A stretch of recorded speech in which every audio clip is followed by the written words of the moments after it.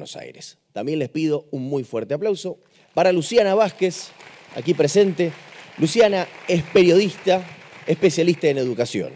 Estudió letras en la Universidad de La Plata, en la Universidad Nacional de La Plata, periodismo en TEA y cursó un MBA en el IAE de la Universidad Austral. Fue subeditora de Revista Gente, redactora en Clarín y Perfil y colaboró también en 3 Puntos, 23, El Día de La Plata y El Planeta Urbano. Es autora del libro La novela de Menem, el año 2000, y de La educación de los que influyen, del año 2012. Una investigación sobre la educación de las élites en la Argentina. Es colaboradora del diario La Nación y conduce el segmento educativo de Conversaciones. Conduce también el noticiero La Repregunta de La Nación Más. Muy bien, con ustedes las dejo. Hola, ¿se escucha? Sí. Bueno, buen día, muchísimas gracias por esta invitación, gracias a todos por estar aquí. Ahí vemos gente amiga, ¿qué tal? Bueno, Silvina, ¿cómo estás? Un gusto, un placer, la verdad, estar acá con tantos colegas, así que, bueno, feliz. Tenemos, creo que una media hora, ¿van a fijar? Sí, tenemos media hora.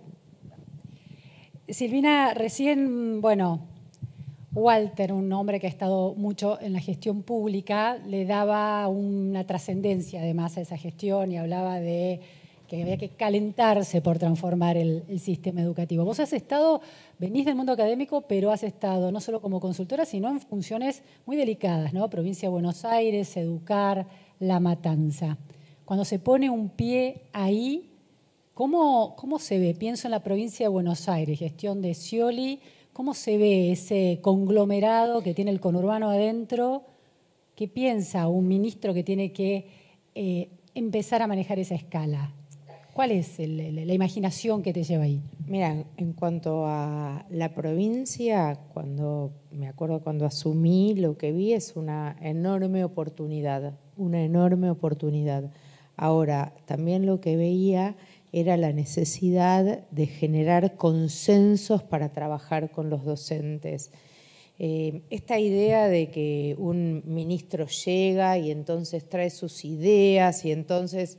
No es así. Yo siempre creo que lo mejor que puede hacer un funcionario público es primero sí saber, o sea, tener una estrategia, pero segundo es escuchar. O sea, primero antes que es escuchar, a ver, cuáles son las necesidades reales del territorio a donde va a trabajar y generar consensos con los docentes, con, digamos, obviamente sus representantes, que son los gremios docentes, con, digamos, los padres y generar consensos en general, ¿no? Con los otros partidos políticos con los que trabaja. Y sobre eso, entender que uno está al servicio del sistema educativo, al servicio de los docentes, para que los docentes a su vez puedan acompañar bien a los alumnos, que es una mirada donde uno en realidad es un servidor público, es un funcionario público al servicio de la mejora, digamos, del sistema educativo. Ahora, también, Walter, me pareció interesante la reposición en la escena educativa y en la escena del trabajo de un funcionario público de la palabra poder. También hay disputas de poder en todas estas partes que intervienen en el sistema educativo. Entonces, ¿cómo se da ese consenso cuando hay visiones encontradas e intereses contrapuestos, ¿no? Hay una puja también por el poder del sistema. Se da generando consensos, viendo cómo se puede trabajar, digamos, en conjunto. Por ejemplo, digamos, para mí, digamos, el tema de tanto las paritarias nacionales como las paritarias provinciales son claves, porque las paritarias, si bien muchos creen que es solo la discusión del salario, las paritarias te permiten construir pedagogía, mejorar el sistema educativo. Yo recuerdo que cuando llegué, tenía una colega que trabajaba conmigo cuyos 2 padres habían sido desaparecidos en el Vesubio. Y me dijo, encontré el legajo de mi mamá. Y decía, se puso a llorar, vino a mi oficina y se puso a llorar, y decía que fue cesanteada por reiterados ausentismos. Es un horror.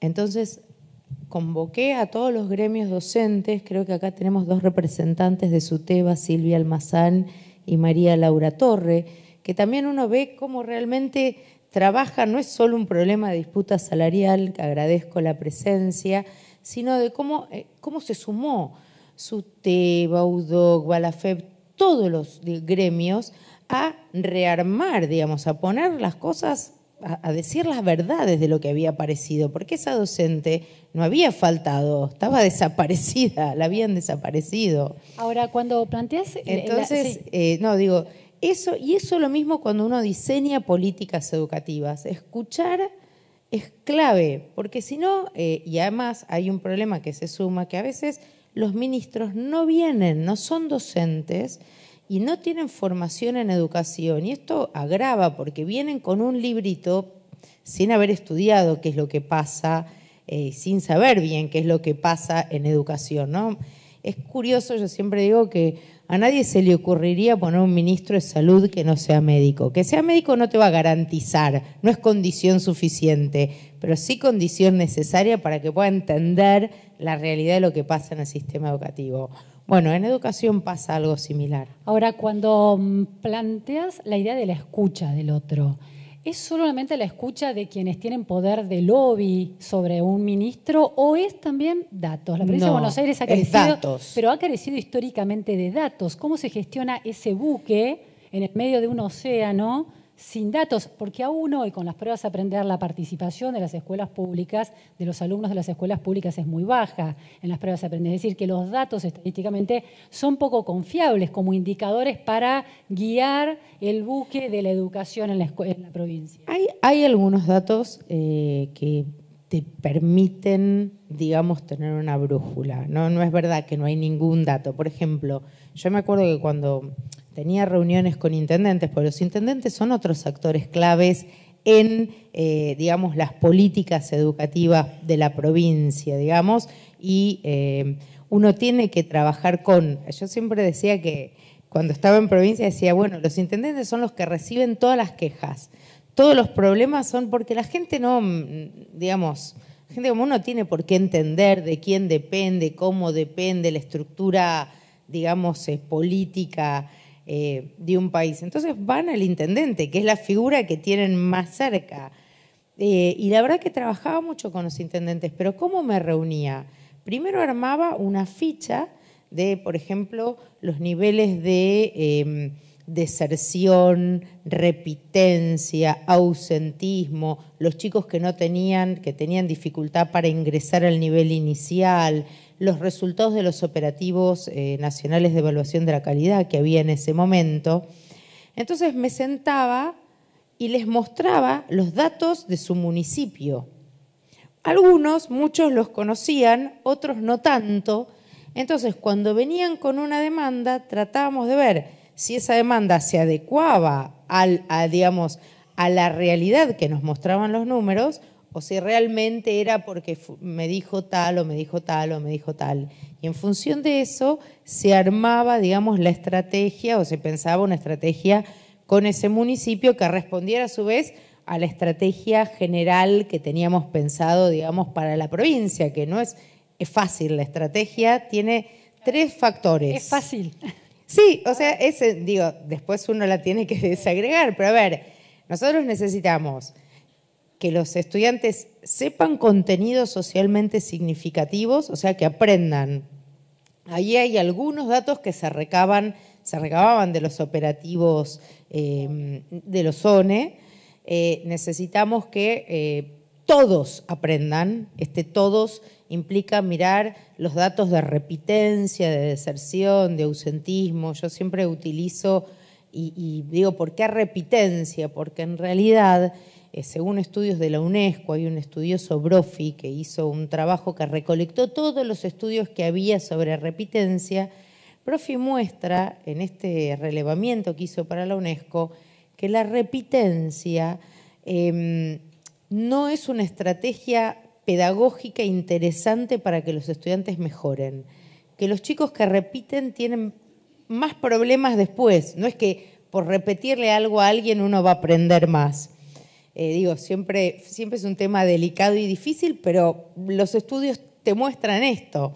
Entonces, ¿qué hay que hacer? No hay que, digamos, la idea no es que pasen sin aprender, sino detectar la problemática de los estudiantes bien temprano para poder, digo bien temprano en marzo, para poder trabajar en la mejora a lo largo de todo el año y que entonces no tengan que repetir.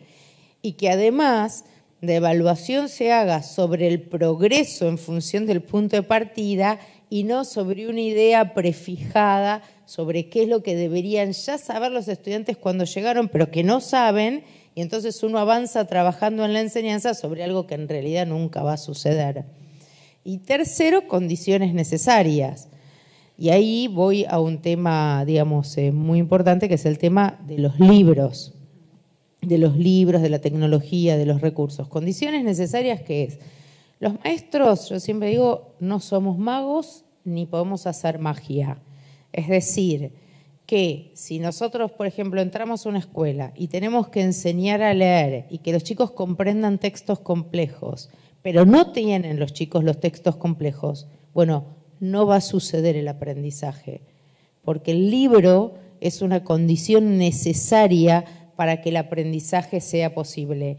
Muy especialmente en países como el nuestro, en donde tenemos 4 horas de clase, mayormente en primaria, y 5 en secundaria, y en esas 4 horas además tenemos que dar el almuerzo o la merienda o lo que fuera.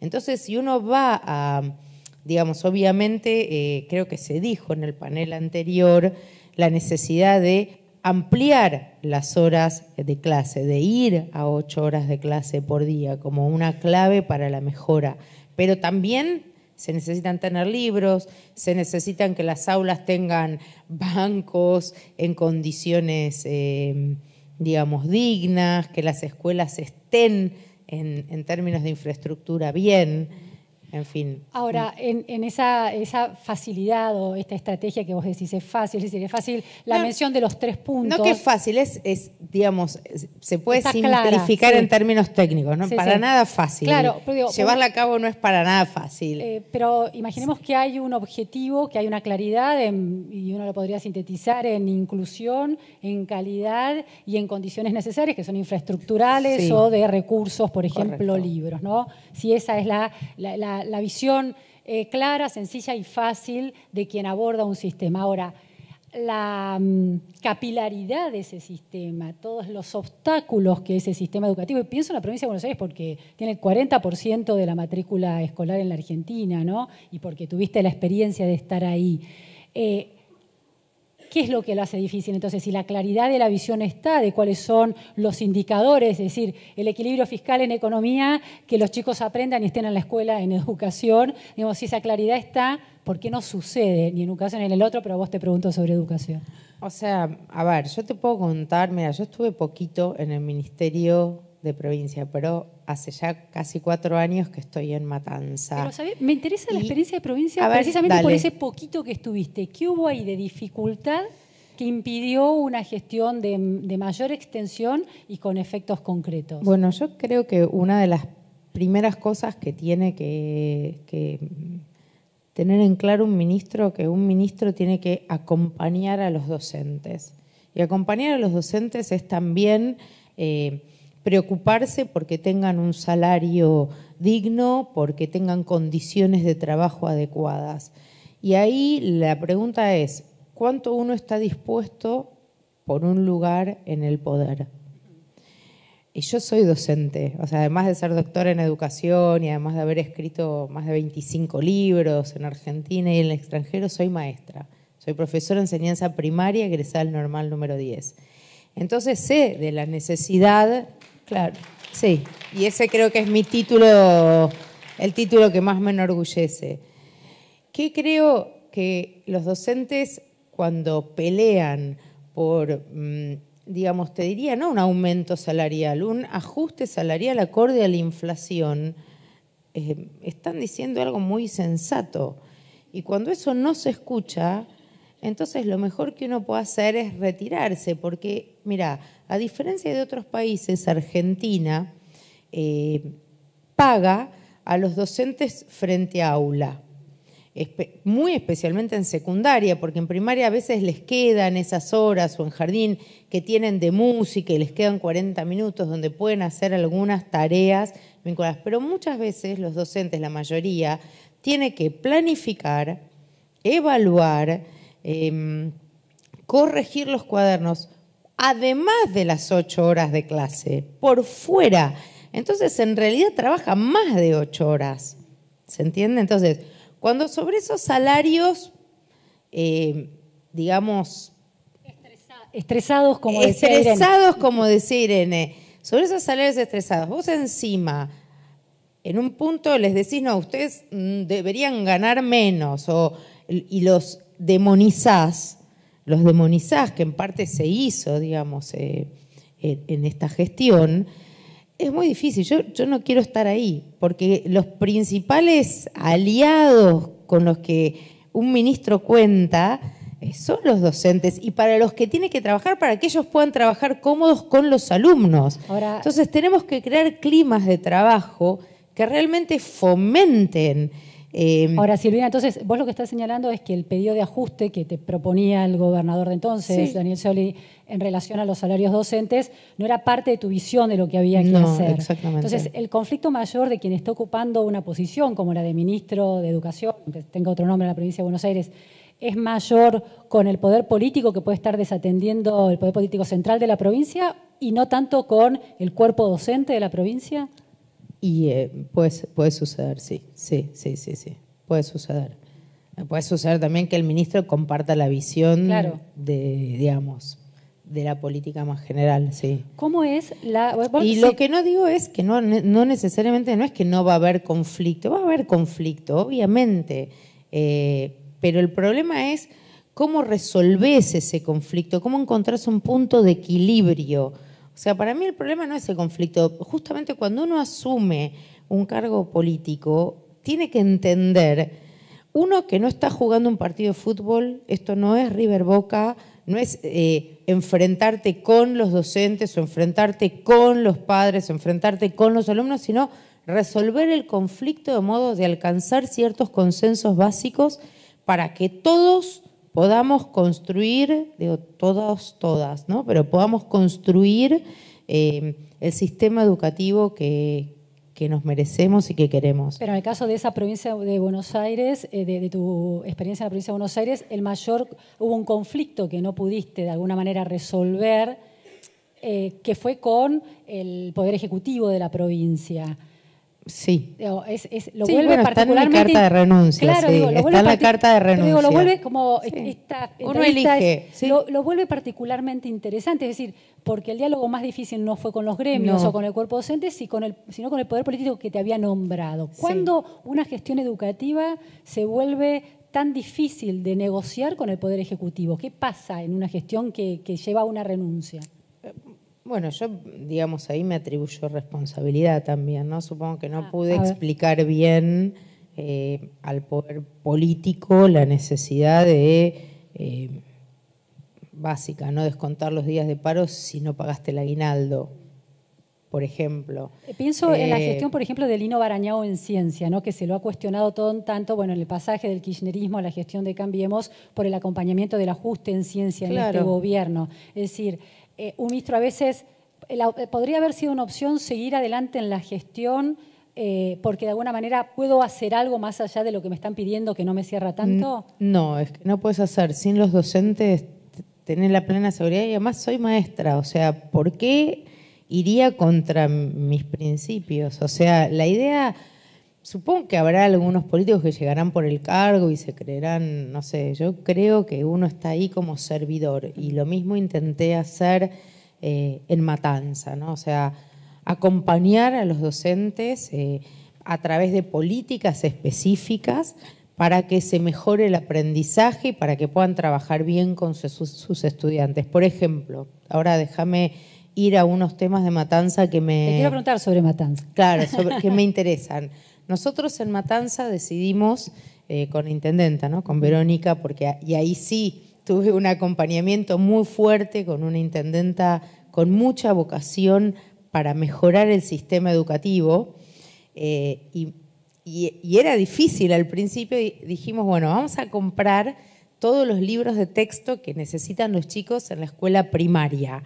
El de libro de naturales, el de sociales, el de prácticas del lenguaje, el de matemática y el de inglés. Todos los libros, pero además no en una política de libro a la biblioteca, sino una política 1 a 1 donde el chico pudiera extender su tiempo escolar con el libro en su casa. Entonces, pudiera seguir estudiando, pudiera la familia se pueda sentar con el chico, a ver, bueno, a ver, estos son tus deberes, vamos a ver cómo trabajamos, porque tienen el libro. El libro que es esa condición necesaria sin la cual no podemos enseñar. Y además para el docente, ¿por qué el libro es importante para el docente? Yo cuando era maestra me acuerdo que copiaba el problema en el pizarrón.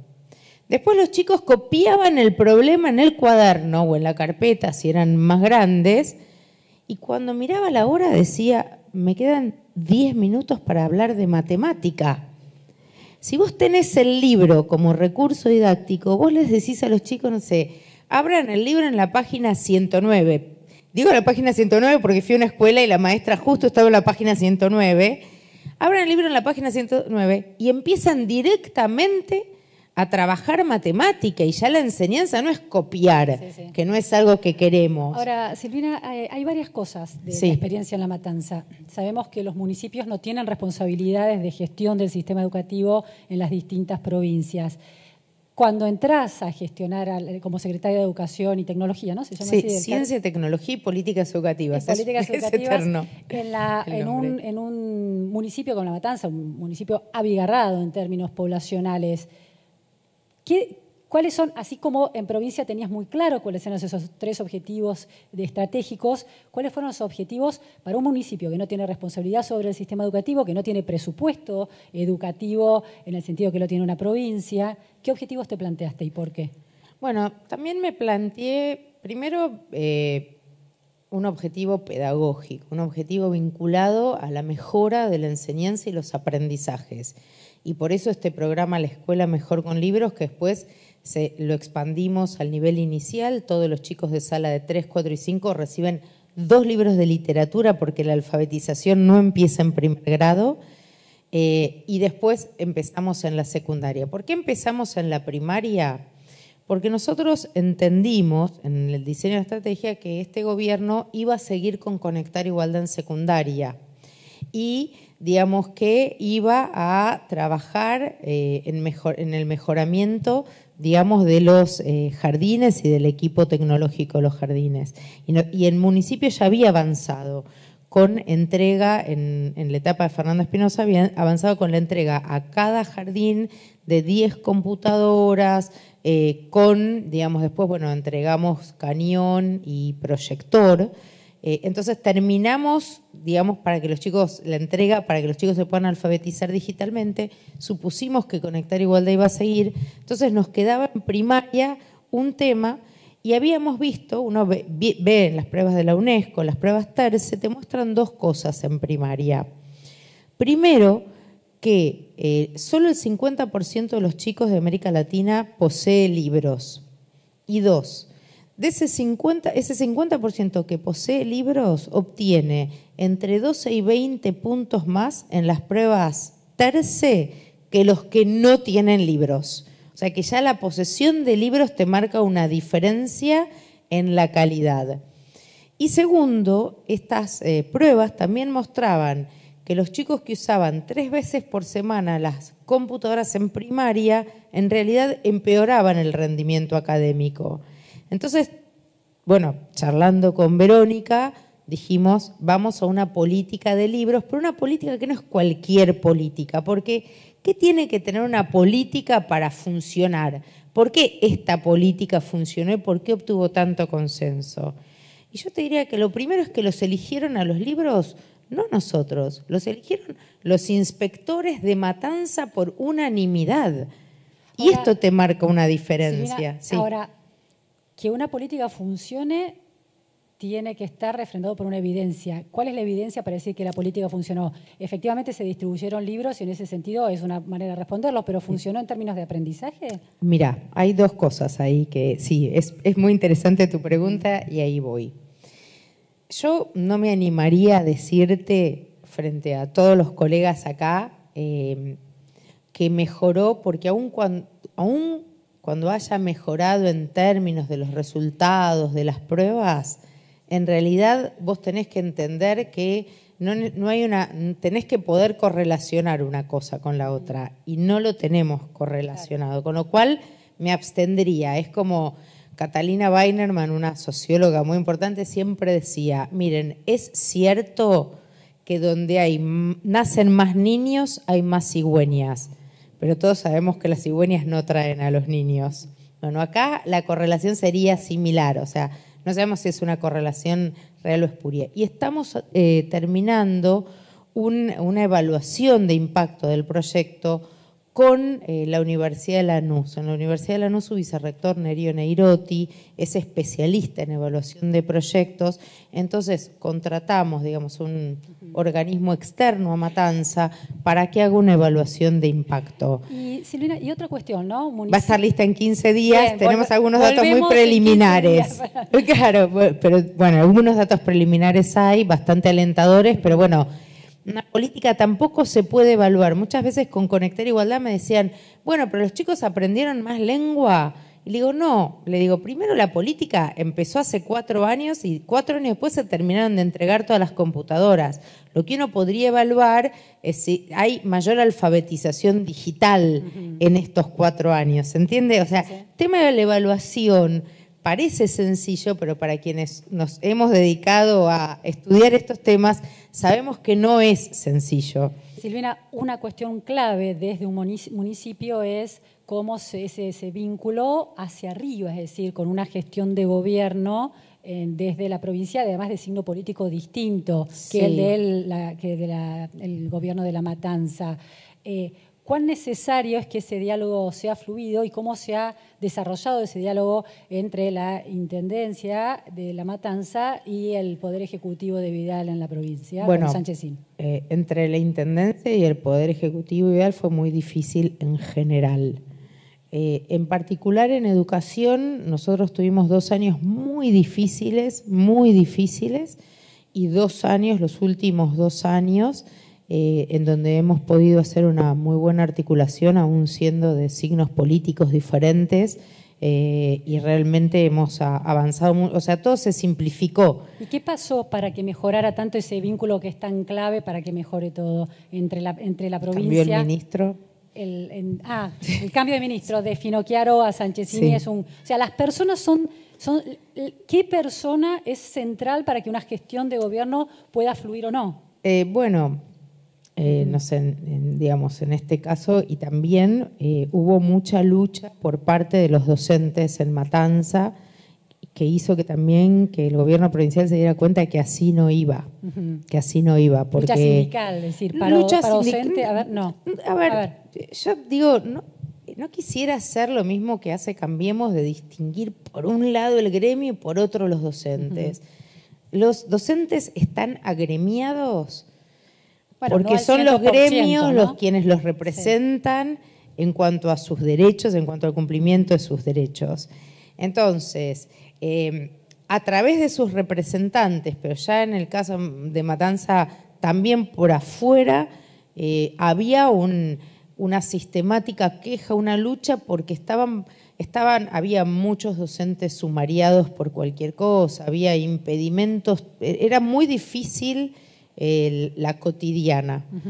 No que después haya sido perfecta, se simplificó un poquito, pero sigue habiendo, o sea, siguió habiendo docentes sumariados porque iba el Ministerio de Trabajo a las 12:15 o 12:20 y ya el director justo se había ido y bueno, en fin, hubo problemas, había problemas. Los docentes no tienen ninguna responsabilidad en los problemas que tiene el sistema educativo. Los docentes tienen responsabilidad en la medida que cuando les corresponde, ahora a veces no tienen responsabilidad. Lo que creo es que, esta idea de desresponsabilizar al Estado de la gestión y al mismo tiempo echar culpa en los docentes no funciona. No en esos términos de River y Boca que vos aclarabas claro, bien. no funciona, claramente. Pero la claro. idea de que, bueno, hay un cuerpo profesional que tiene ciertos hábitos adquiridos, sí, pero, ciertos protocolos, ciertos modus operandi, sí, que la realidad ha cambiado, que las poblaciones han cambiado, que el sistema de conocimiento ha cambiado y quizás se resisten como a mirar la realidad de otra manera. ¿Eso no es un análisis posible con el cuerpo docente? Yo creo que ahí, digamos, la responsabilidad mayor es política. Por ejemplo, en secundaria los docentes van de una escuela a otra escuela, otra escuela, otra escuela. Todos sabemos que los docentes tienen que trabajar en temas de convivencia, pero ¿cuándo? Están en un dilema muy complicado porque es o enseño matemática o encaro el problema de la convivencia porque discriminan a un chico. Entonces, ¿qué hago? El director, ¿cómo me va a tratar si no termino el programa de mi año en matemática? Entonces, me parece que en la escuela secundaria hay un tema institucional de organización y después hay temas vinculados a un trabajo inteligente. Por ejemplo, ¿no? el ausentismo. Este gobierno dijo que había 17% de ausentismo. Cuando yo fui ministra teníamos un 11% de ausentismo, pero vamos a tomar los números de 17%. Y si damos vuelta el vaso y si miramos que hay un 83% de presentismo, porque si hay un 17 hay un 83% de presentismo. Entonces, ¿hay que mejorarlo? Hay que mejorarlo, pero ¿cómo? Por ejemplo, una cosa que nosotros habíamos visto es que los docentes muchas veces faltan porque se quedan sin voz, porque no hay una enseñanza de cómo trabajar la voz en los profesorados, que no es un tema menor. No hay, digamos, un trabajo con estrategias de enseñanza que no requieran tanto el uso de la voz. Entonces, habíamos pensado con los gremios, con, digamos, los representantes de los docentes, en hacer cursos para manejo de la voz. Y con eso se hubiera bajado el ausentismo seguramente. ¿Se entiende? Después había otros fenómenos que sucedían, pero la pregunta es, ¿quién es responsable? Porque el control del ausentismo lo hace el Estado.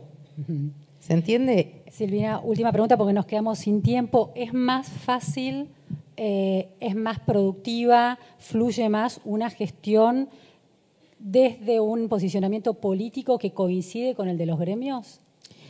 El posicionamiento político nunca va a coincidir exactamente con el de los gremios. No. ¿Puede estar más cerca o más lejos? Lo que se puede es sentarse a generar acuerdos y a generar consensos. Pero los gremios son los representantes sea la visión del mundo interpretada políticamente por la adhesión a un partido particular, ¿se hace más fácil ese diálogo con los gremios? Yo creo que los gremios tienen una apertura, representan a los trabajadores y tienen una apertura. De hecho, por ejemplo, en el 2016, para darte un ejemplo, las paritarias se cerraron y no hubo paros en el 2016 con Macri. Y hubo paros con el gobierno de Cristina, muchísimos paros en la provincia. Entonces, no te diría que depende de un gobierno, depende de la voluntad, de la capacidad y la posibilidad de sentarse a negociar y de generar acuerdos de ambas partes y de también sostener el conflicto, porque nadie que sea ministro, que sea secretario, va a no tener conflictos. El secreto es cómo se resuelven los conflictos y cómo se trabaja para la mejora del sistema educativo y de la calidad educativa en las escuelas, pero con los docentes.